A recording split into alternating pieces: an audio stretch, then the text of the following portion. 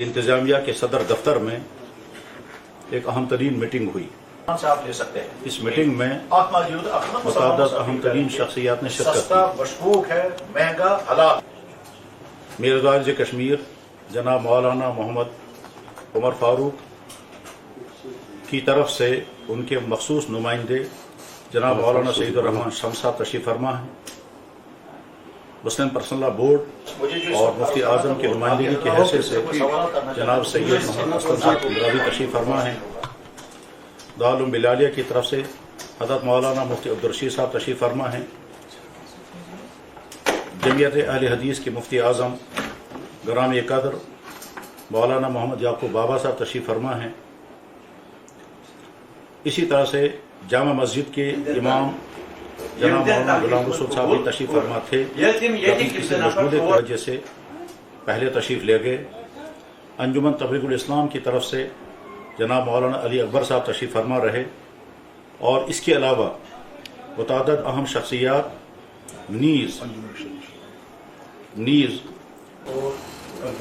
हमारे अहले तशय्यो बरादरी की तरफ से ग्रामी कदर जनाब मोहतरम सैयद मोहम्मद हुसैन साहब अल-मूसवी भी तशरीफ फरमा हैं।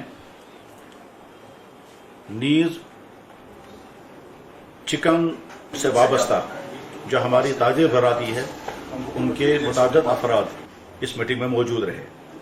तमाम हजरात ने बहुत खुले दिल के साथ इस मसले के तमाम पहलुओं पर गौर व खौज किया। गुफ्तगू हुई, सवालात किए गए, जवाबात सामने आए। उन तमाम की रोशनी में जो बातें तकरीबन तय हैं वो ये है कि अहले कश्मीर के लिए सबसे बेहतर ये है कि ख़ुद कश्मीर के अंदर पोल्ट्री फार्मिंग और उसके बाद फिर सलाटिंग का सिलसिला शुरू होना चाहिए। उसके नतीजे में यहाँ के तमाम मुसलमानों को हलाल और बेगुबार चीज़ मुहैया होगी। मीटिंग के तमाम हजरात इस बात पर मुत्तफिक हैं कि सबसे पहले तरजीह इसी को दी जाएगी और जितनी इसके लिए कोशिशें की जानी चाहिए वो तमाम कोशिशें की जानी ज़रूरी हैं। उसके नतीजे में ये मसला हमेशा के लिए हल होगा और बेशुमार भाइयों को यहाँ इससे रोज़गार मिलेगा। पोल्ट्री फार्मिंग और उसके लिए पोल्ट्री के लिए फीडिंग, ये दोनों अगर कश्मीर में मुहैया होती हैं तो बेशुमार लोगों को रोज़गार मिलेगा। फिर अगर यहीं सलाटिंग का सिलसिला शुरू होता है, चाहे फिर वो हैंड से सलाटिंग हो या मशीनों से सलाटिंग हो, वो उसके नतीजे में भी यहाँ के बेशुमार लोगों को रोज़गार मिलेगा। मशीनों की सलाटिंग जब होगी तो उस पर जायज़ और नाजायज़ की हुदूद वो उलमा तय करेंगे। पहली बात जिस पर तमाम हजरात का इत्तेफाक हुआ वो ये है। दूसरी अहम तरीन बात जो सामने आई वो ये कि जिन भाइयों का ये कारोबार चल रहा है उनकी पेमेंटें बाकी हैं।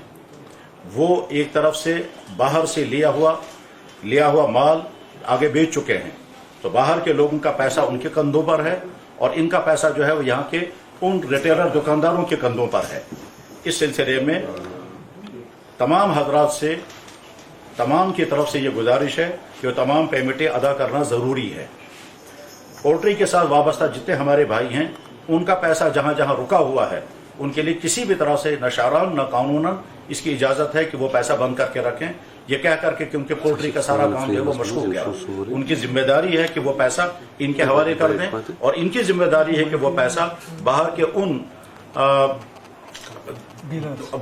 उन डीलर्स को पहुंचा दे जिनका आपके जिम्मे बकाया था। कश्मीर में यहाँ जो अपनी पोल्ट्री है, यानी जो बराह रास्त मुर्गे आते हैं और यहाँ वह ज़बा होकर के यहाँ मुहैया किए जाते हैं, उसमें चूँकि हमें इत्मीनान है कि यहाँ मुसलमान ज़बा करने वाला है और अपने सामने वो ज़बा करके दे रहा है, इसलिए उसके लेने में, उसके इस्तेमाल करने में कोई हर्ज नहीं है। यहाँ के होटल वाले जो इस वक्त बहुत ज़्यादा मुतासिर हैं वो इत्मीनान के साथ यहाँ अपने महल्लों में, अपने गाँवों में, अपनी पोल्ट्री वाले के पास जा करके उससे अपने सामने मुर्गे ज़बा कराकर जब लेंगे और अपने होटलों पर वही पोल्ट्री इस्तेमाल करेंगे, वही चिकन इस्तेमाल करेंगे, तो उसमें कोई शक नहीं है। इसलिए मुसलमानों को चाहिए कि वो इन होटल वालों के एतमाद पर कि उन्होंने यहीं के ज़बा करने वाले से ये जो चिकन लिया है वो इस्तेमाल कर सकते हैं। फिर चाहे लोगों को अपने घरों की ज़रूरतें हों, होटलों की ज़रूरतें हों या फंक्शनों और शादियों वगैरह में ज़रूरत हो, वो इस्तेमाल कर सकते हैं। बाहर से आने वाला चिकन जो पैक होकर के आता है, फ्रोजन चिकन,